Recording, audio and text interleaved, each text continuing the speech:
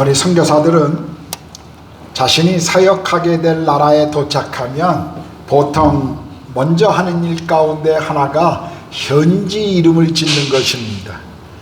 그 이유 중에 몇 가지가 있습니다만 가장 중요한 이유는 현지인들과 친숙한 관계를 갖기 위해서 상대방이 나를 오랫동안 기억해주고 또 쉽게 내 이름을 부를 수 있도록 하기 위해서 현지 이름을 갖습니다. 또 한 가지 중요한 이유는 아마도 보안상의 이유일 것입니다. 선교사들이 들어가서 사역하는 대부분의 나라가 선교사의 비자를 허락하지 않기 때문에 다른 목적의 비자로 들어가 사역하다 보니 보안상의 이유 때문에 실명을 사용하지 않고 다른 현지 이름을 사용할 때가 많이 있습니다. 저도 처음 카자흐스탄에 선교사로 갔었을 때 카자흐 이름으로 아스까르라고 하는 이름을 지었습니다. 아스까르, 높은 산, 그런 뜻입니다. 제가 이 이름을 좋아하게 된 이유는 마치 이 이름이 주는 의미가 저하고 비슷한 이미지를 가지고 있다고 생각했고, 또 많은 이들이 쳐다보고 바라보고 싶은 그런 인물이 되고 싶은 제 안에 아마 그런 욕망 때문이었을 것입니다. 그런데 나이가 들어가면서 제 마음 가운데 높은 산이라고 하는 아스까르라는 이름보다는 차라리 편한 언덕이 되고 싶어하는 제 마음의 그 소망이 더 강해지고 있음을 저는 발견합니다.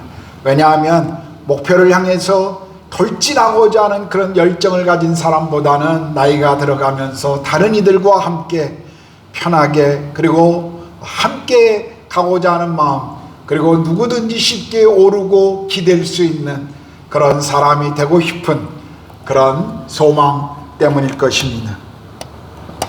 성경에 보면 이렇게 이름이 바뀐 사람들에 대한 스토리가 많이 등장합니다. 아마 대표적인 인물이 우리가 잘 알고 있는 베드로일 것입니다.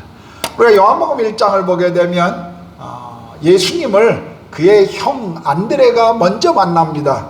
그리고 동생 시몬에게 와서 시몬, 내가 메시아를 만났다 라고 이야기하면서 그의 동생 시몬을 예수님께 데리고 오는데, 그때 예수님께서 그 시몬을 바라보시면서 네 이름이 지금은 시몬이나 앞으로 게바라라, 게바는 번역한 즉 베드로, 반석이라고 하는 것을 말씀하시면서 이름을 시몬에서 베드로로 바꿔주시는 것을 우리가 볼 수가 있습니다. 우리가 베드로의 인생을 조금만 안다면 그의 삶이 반석과는 전혀 맞지 않는 정말 들쑥날쑥의 그런 인물이라는 것을 알 수가 있습니다. 그러나 주님은 그의 인생이 앞으로 반석과 같이 될 것이다 라는 것을 기대하면서 그것을 예견하셨습니다. 그래서 그 이후에 우리는 시몬을 부를 때마다 시몬 베드로라고 그를 호칭하게 되었습니다. 사울은 다메섹에서 주님을 만나고 난 이후에 히브리식 이름이었던 사울이라고 하는 이름을 헬라식 이름인 바울로 바꿉니다. 왜냐하면 당시에 헬라 지방의 이방인들을 대상으로 복음을 전했던 사울의 입장에서는 히브리 이름보다는 헬라식 이름이 복음 전도자의 삶을 사는데 훨씬 더 용이했기 때문에 아마 이름을 그렇게 바꿨을 것입니다. 야곱은 야복강에서 하나님을 만나고 난 다음에 그의 이름을 야곱이라고 하는 데서 이스라엘로, 속이는 자 또는 발꿈치를 잡은 자라고 하는 뜻의 이 야곱에서 하나님을 겨루어 이겼다라고 하는 이스라엘로 그의 이름이 바뀌어지는 것을 또한 봅니다. 이렇게 이름이 바뀐다는 것은 종종 그의 인생의 모든 상황이, 그의 인생이 새롭게 변하고 있다는 것을 상징적으로 표현해 주는 것입니다. 오늘 우리가 읽은 본문에서도 하나님께서는 언약의 표징으로 아브라함의 이름을 바꿔주시고 또 그에게 할례를 명하시는 것을 볼 수 있습니다. 그렇다면 왜 하나님께서는 아브라함과 사레의 이름을 바꾸시면서 할례를 명하셨을까요? 오늘 본문 1절은 이렇게 시작합니다. 아브라함이 99세 때 여호와께서 아브라함에게 나타나서 그에게 이르시되 나는 전능한 하나님이라. 너는 내 앞에서 행하여 완전하라. 여러분 16장 마지막 절에 보면 아브라함이 종 하갈을 통해서 이스마엘을 낳은 것이 86세였습니다. 그러므로 지금부터 13년의 세월이 흘러갔음을 오늘 17장 1절은 우리에게 보여주고 있습니다. 무려 13년의 시간이 손살같이 지나가 버린 것입니다. 지나간 13년 동안 아브라함은 이곳저곳을 옮겨 다니며 이동했을 것입니다. 그런데 성경은 13년이라는 이 시간 동안 하나님께서 아브라함에 대하여 침묵하고 계셨음을 오늘 말씀을 통해 보여주고 있습니다. 왜 하나님께서는 이렇게 오랜 시간 아브라함에게 침묵하셨을까요? 아마도 아브라함이 자식을 얻기 위해 하나님의 방법이 아닌 사람의 계획과 방법으로 이루었던 그 결과에 대한 어떤 교훈을 주시기 위함이었을 것입니다. 그동안 아브라함은 태어난 이스마엘을 보면서 즐거웠을 것입니다. 이스마엘을 보면서 하나님께서 말씀하신 계획이 이 아들을 이스마엘을 통해서 이루어질 것인가라는 기대감을 가졌을 것입니다. 어떤 분들은 아브라함이 여전히 하나님이 말씀하신 그 약속하신 후사를 소망하고 살았을 것이다 라고 말하기도 합니다. 그러나 오늘 17장의 내용을 보면 아브라함은 전혀 다른 그의 관점을 보이고 있습니다. 사례는 여전히 불임이었고 아브라함에게는 하갈이 낳은 아들 이스마엘만 있었습니다. 노년에 얻은 이 아들의 재롱 그리고 아들이 자라가는 모습을 보면서 아브라함은 아주 흡족했을 것입니다. 그런데요, 하나님의 계획은 달랐습니다. 하나님의 계획은 이스마엘이 아니라 아브라함과 사레 사이에 태어날 아들이 약속의 아들이라고 말씀하십니다. 하나님께서 긴 시간 침묵하셨던 이유는 아브라함에게 인간적인 방법으로 하나님의 뜻을 이루는 것이 아니라 그것은 더 지연시킬 뿐이라는 것을 하나님은 아브라함에게 가르치기를 원하셨을 것입니다. 우리도 하나님이 원하시는 것을 하나님의 방법이 아닌 다른 것으로 우리가 그것을 선택한다면 그것은 빨리 가는 길이 아니라 돌아가는 길이라는 사실을 우리는 배워야 합니다. 우리는 하나님의 계획을 하나님의 방법, 하나님의 시간, 하나님의 때에 이루는 것을 우리는 그것을 배워야 합니다. 때로는 지체되고 때로는 오래되는 것 같지만 그러나 하나님 때에 하나님의 방법을 통해 하나님의 일을 하는 것이 더 빨리 가는 길이라는 것을 우리는 기억해야 합니다. 이제 하나님께서는 아브라함에게 다시 모습을 드러내셨습니다. 그리고 자신을 전능하신 하나님이라고 소개하면서 너는 내 앞에서 행하여 완전하라라고 요구하십니다. 성경학자들은 너는 내 앞에서 행하여 완전하라는 이 말씀을 전적으로 하나님만 신뢰하라라는 말씀으로 해석합니다. 믿음으로 이미 의롭다함을 받은 아브라함이었지만 그러나 이 말씀을 볼 때 믿음으로 의롭다함을 받았다라고 하는 것이 우리의 삶에서 낮은 수준의 삶을 살아도 된다는 것이 아니라는 것을 오늘 이 말씀은 우리를 깨닫게 해줍니다. 이 말씀은 아브라함의 삶에서 매일 하나님을 중심에 두고 걸어가야 할 것을 하나님을 매일 가장 가까운 곳에서 경험해야 한다는 것을 지금 하나님이 아브라함에게 말씀하고 계십니다. 언약은 하나님의 전적인 은혜의 사건입니다. 그리고 그 언약을 이루시는 분이 전능하신 하나님이라는 그 사실을 믿고 신뢰해야 합니다. 2절에 내가 내 언약을 나와 너 사이에 두어 너를 크게 번성하게 하리라 하시니라고 말씀하셨습니다. 이 말을 들은 아브라함은 즉시로 하나님 앞에 엎드렸습니다. 하나님에 대한 경외의 표시일 뿐만 아니라 하나님의 약속을 받아들이겠다고 하는 순종의 자세입니다. 하나님은 당신의 약속으로부터 점점 멀어져 가고 있는 아브라함을 다시 부르셔서 언약을 새롭게 하십니다. 사실 이 언약은 새로운 것이 아니죠. 창세기 15장에 이미 하셨던 그 기존의 언약을 재확인하고 확신을 더하는 것뿐이었습니다. 그러면 왜 하나님께서는 15장에 이미 하신 그 언약의 약속을 다시 반복하시는 것일까요? 이제 15장에서 하나님께서 말씀하시지 않았던 새로운 내용을 오늘 17장에서 이야기합니다. 사례를 통해 낳을 아들이 약속의 아들이라는 것, 그리고 가나안 땅을 아브라함 자손에게 영원히 그것을 주겠다라고 주님은 재강조하셨습니다. 이제 하나님께서는 아브라함에게 언약의 약속을 확인시켜 주시면서 개인적인 증표를 주십니다. 5절입니다. 이제후로는 내 이름을 아브라함이라 하지 말고 아브라함이라 하리니 이는 내가 너를 여러 민족의 아버지가 되게 하려 함이라.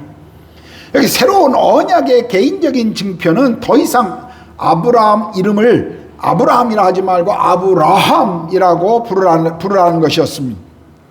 원래 아브라함이라고 하는 이 의미는 존귀한 아버지 이런 뜻입니다.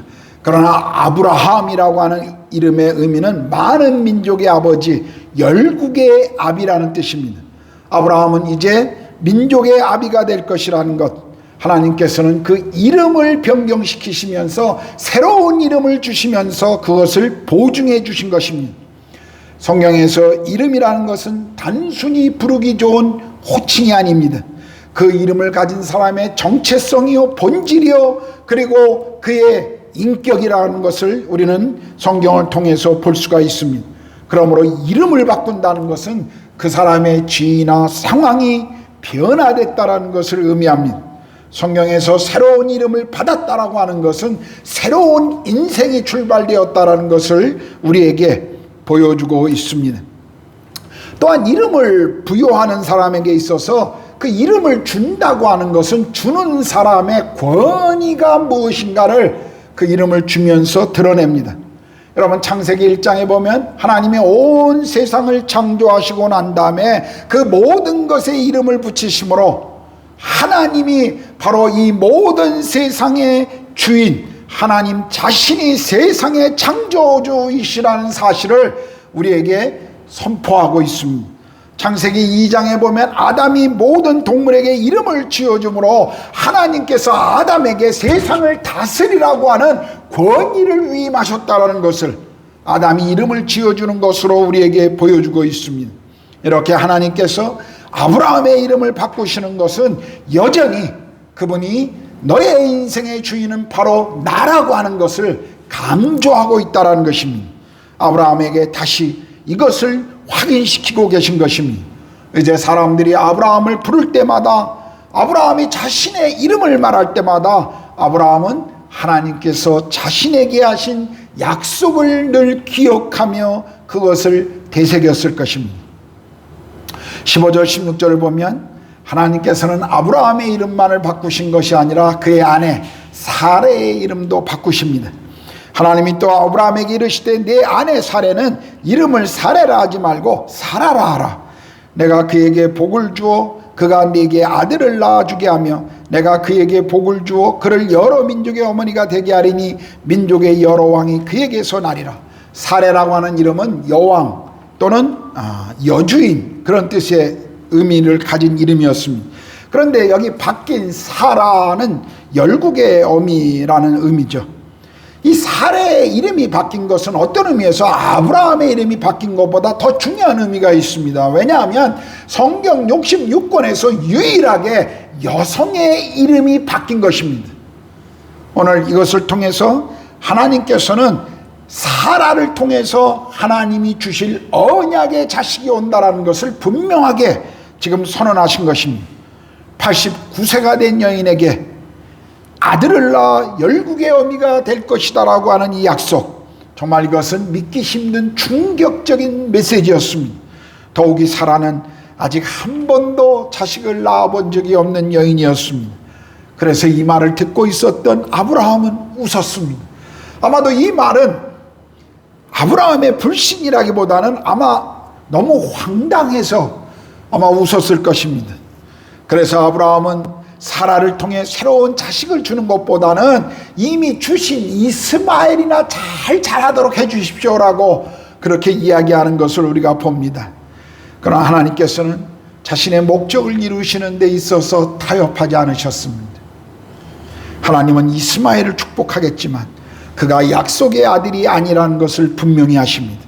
그리고 사라를 통해 태어날 아들이 약속의 아들임을 강조하십니다.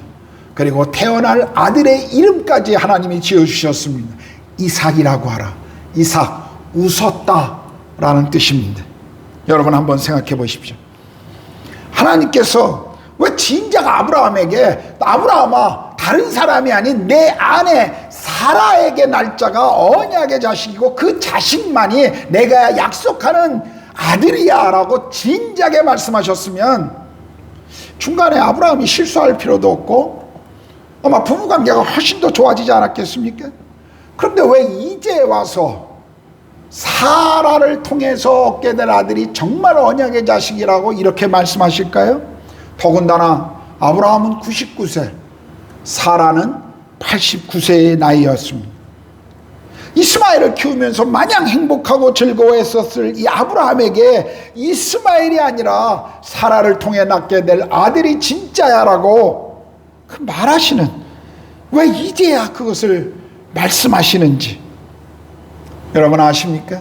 하나님께서는 지나간 아브라함을 부른 24년 동안 한 번도 이 약속을 잊으신 적이 없으셨습니다. 그냥 하나님은 가장 적절한 때가 언제인지를 기다리고 계셨던 것입니다. 그렇다면 지금이 적절한 때일까요? 그렇습니다. 왜요? 왜 하나님 지금이 적절할 때일까요?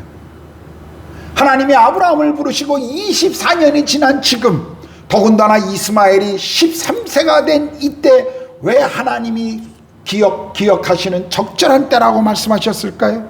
왜냐하면 지금은 아브라함과 사라가 인간으로 가질 수 있는 모든 희망이 끊어진 때였기 때문이었습니다. 아브라함은 나이가 99세요. 사라는 이미 여성의 생리가 끝난 지 오래된, 이미 아이를 가질 수 없는 그런 나이가 된 여인이었습니다. 의학적으로 아이를 갖기에는 불가능한 때였습니다. 바로 하나님께서는 이 때를 기다리셨습니다. 아브라함과 사라가 인간적으로 자식을 낳을 수 있는 가능성이 전혀 없는 상황, 바로 그 상황에서 하나님이 오늘 아브라함을 찾아오신 것입니다. 그리고 말씀하셨습니다. 나는 너의 전능한 하나님이라. 아브라함이 가지고 있는 이 불가능한 상황에서 하나님은 이 사건을 통해서 너를 만나고 있는 나 여호와가 누구인지를, 그리고 네가 신뢰해야 될 하나님이 어떤 분이신지를 하나님은 아브라함에게 가르치기를 원하셨던 것입니다. 인간의 생식 능력이 아니라 하나님만이, 하나님의 그 전능하심만이 하나님의 언약의 자식을 이룰 수 있다는 것을 지금 아브라함에게 가르치신 것입니다. 이제 하나님께서는 언약의 또 다른 증표 하나를 말씀하시죠. 9절에서 11절입니다. 하나님이 또 아브라함에게 이르시되 그런즉 너는 내 언약을 지키고 내 후손도 대대로 지키라. 너희 중 남자는 다 할례를 받으라. 이것이 나와 너희와 너희 후손 사이에 지킬 내 언약이니라. 너희는 포피를 베어라. 이것이 나와 너희 사이의 언약의 표징이니라. 여러분, 할례라는 것 우리가 잘 아는 것처럼 오늘날로 말하면 포경 수술입니다. 남성의 성기 포피를 잘라내는 의식이죠. 우리가 역사적인 문헌을 보면 아브라함이 이것을 처음 한 것이 아닙니다. 고대 근동이나 팔레스타인 또 이집트에서 어떤 사회적 구성원을 받아들이는 의식으로, 또는 아프리카 같은 곳에는 성년의 의식으로 이 할례가 종종 행해졌습니다. 그런데 하나님께서는 지금 아브라함에게 할례를 명하시면서 아브라함과 하나님과의 관계, 그 종교적인 의미를 지금 더 거기에 부여하셨습니다. 할례는 하나님과 언약을 맺은 백성들이 평생 몸에 지니고 다니면서 하나님께서 자기를 부르신 이유가 무엇인가를 묵상하게 만드는 하나님의 외적 수술이다 라고 이 부분을 해석하시는 학자들도 있습니다. 여러분, 언약의 증거가 말로만 하면 쉽게 잊혀지기가 쉽죠. 그런데 하나님께서는 아브라함과 그의 후손의 몸에 영구적인 언약의 징표를 주셨습니다. 할례가 몸에 있다라는 것, 그것은 너희가 하나님 앞에서 구별된 사람들이며 다르게 살아야 한다라는 것을 지금 보여주는 표시라는 것입니다. 여러분, 어느 날 우리 인생 가운데 하나님이 우리를 찾아오셨습니다. 그리고 죄 가운데 인생의 목적이 없이 방황하던, 그리고 죄로 말미암아 영원한 심판 가운데 거할 수밖에 없는 우리에게 예수 그리스도 그 십자가의 사랑을 가르쳐 주셨습니다. 우리는 주님을 만났습니다. 우리가 주님을 믿고 그분을 만난 이후에 우리에게 주어진 새로운 이름이 있습니다. 그것은 그리스도인이라는 이름입니다. 성경은 그리스도인이라는 이름과 함께 성도, 거룩한 백성이라는 이름을 우리에게 주셨다라고 말씀하고 있습니다.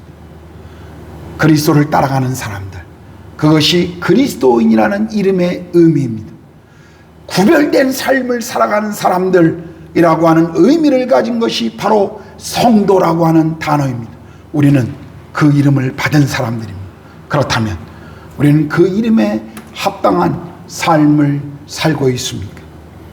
역사 속에 실제로 존재했던 이야기인지 아니면 누가 만들어낸 이야기인지는 모르지만 알렉산더 대왕 시절에 이런 이야기가 있었다고 합니다. 어느 날 알렉산더 대왕이 그의 진영을 순찰하고 있는데 막사 안에서 병사들이 하는 얘기를 우연히 듣게 됩니다. 그런데 자기 이름이 거론되면서 알렉산더 그 나쁜 놈, 알렉산더 그놈 하면서 욕하는 소리를 들어서 당장 들어가서 능지처참하고 싶었지만 무슨 이야기인지 가만히 들어보니까 자기 이야기가 아니라 자기와 이름이 같은 다른 병사를 이야기하고 있는 것을 알게 되었습니다. 자기 막사로 돌아온 알렉산더가 그 부하 병사를 부릅니다. 네가 알렉산더냐? 예, 제가 알렉산더입니다. 내가 너의 소문을 들어보니까 네 삶이 엉망인 것 때문에, 너와 내가 이름이 같은 것 때문에, 너 때문에 내 이름이 먹칠을 당하고 있다. 내가 오늘 너에게 두 가지 중에 하나를 명할 테니 그것을 실행하라고 명령합니다. 그것은 내 이름을 바꾸든지 아니면 네 삶을 바꾸라는 것이었습니다. 여러분, 그리스도인 한번 우리가 주님을 믿고 그의 자녀가 되면 이 이름은 영구한 우리에게 주어진 표징입니다. 언약의 약속의 증거입니다. 우리는 이름을 바꿀 수 있는 사람들이 아닙니다. 그렇다면 우리는 그 이름에 합당한 삶을 살아야 한다는 것입니다. 이제 설교를 마무리하겠습니다. 오늘 우리는 말씀을 통해서 가장 하나님의 구원 역사 속에 중요하게 쓰임을 받을 사람이 가장 무력하고 무능한 상태가 되었을 때 하나님이 일하시는 역설을 우리는 보았습니다.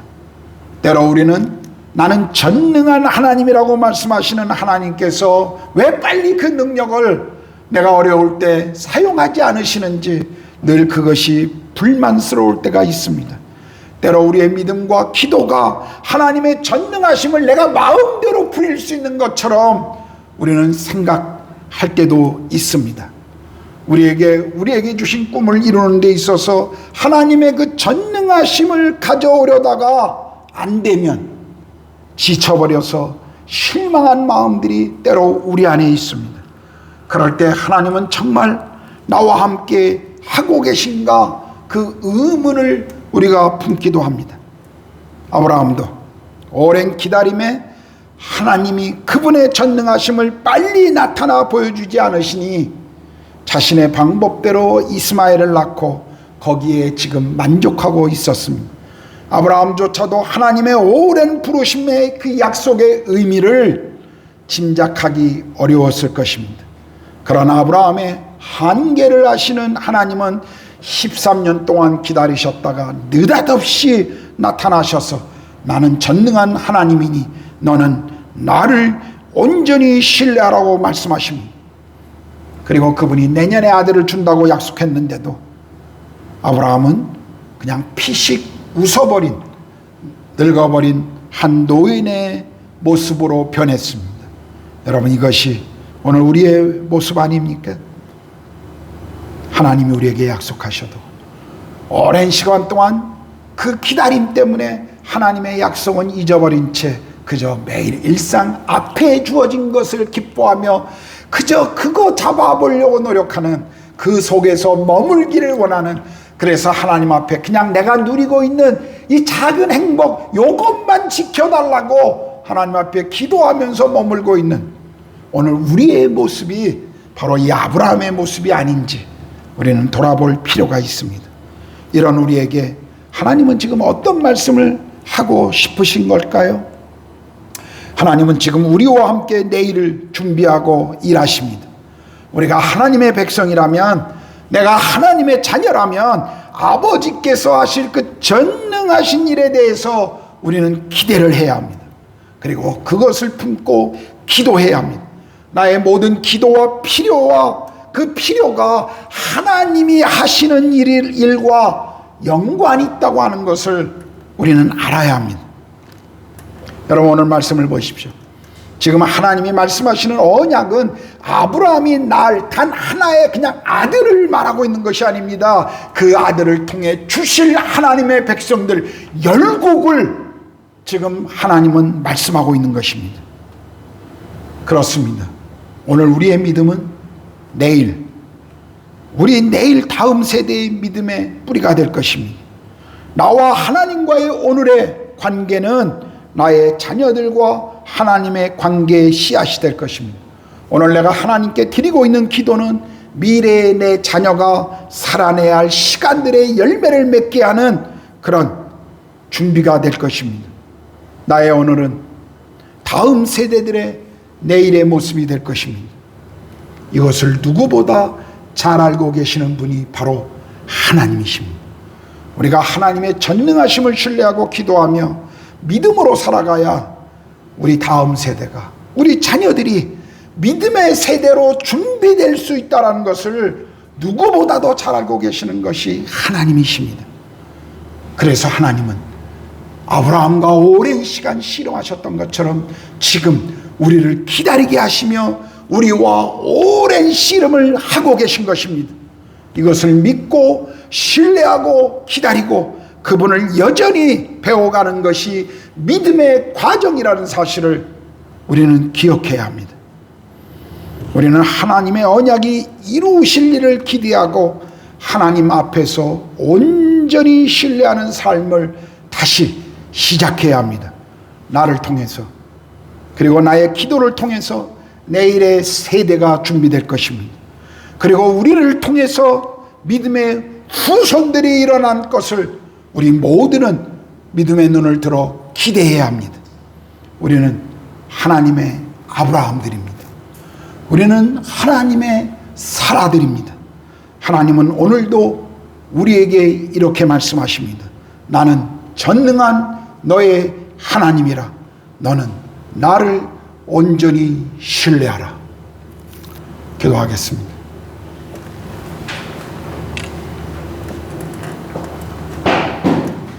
우리는 종종 하나님이 왜 이렇게 약속하시고도 우리를 오랫동안 기다리게 하는지, 하나님이 분명히 말씀하시고도 내 인생에 약속하시고도 왜 우리를 이렇게 오래 기다리게 하는지 이유를 잘 모를 때가 많이 있습니다. 때로 답답하죠. 그런데요, 하나님은 그것을 통해서 우리에게 더 큰 것을 기대하시고 가르치시는 것입니다. 오늘 13년 만에 아브라함을 찾아오셔서 나는 너의 전능한 하나님, 너는 온전히 나를 전적으로 신뢰하라고 말씀하신 이 하나님은 단순히 아브라함에게 줄 한 아들을 바라보신 것이 아니라 그 아들을 통해 일어날 열국을 지금 보고 계셨던 것입니다. 하나님은 여러분 한 분 한 분을 기대하시면서 여러분 하나, 여러분 가정, 여러분 자식 하나만 바라보고 있는 것 아닙니다. 우리를 통해서 하나님 나라를 하나님은 기대하시고 바라보고 계십니다. 여러분, 우리가 그냥 살고 있는 소소한 일상, 아무것도 아닌 것 같지만 그것이 하나님의 나라를 이루어가는 씨앗입니다. 그것이 우리를 가르치시는, 하나님이 우리를 준비시키는 현장입니다. 그렇다면 좀 더뎌가도 그 전능하신 하나님을 신뢰하고 다시 한번 그분께 주님, 제가 기다리고 주님 바라봅니다. 주님이 하실 가장 좋을 때 주님이 하십시오. 나는 그저 주님 하시는 일에 따라가며 순종하겠습니다. 그 고백이 우리의 고백이 되어야 할 것입니다. 이 시간 우리 함께 기도합시다. 기도합니다.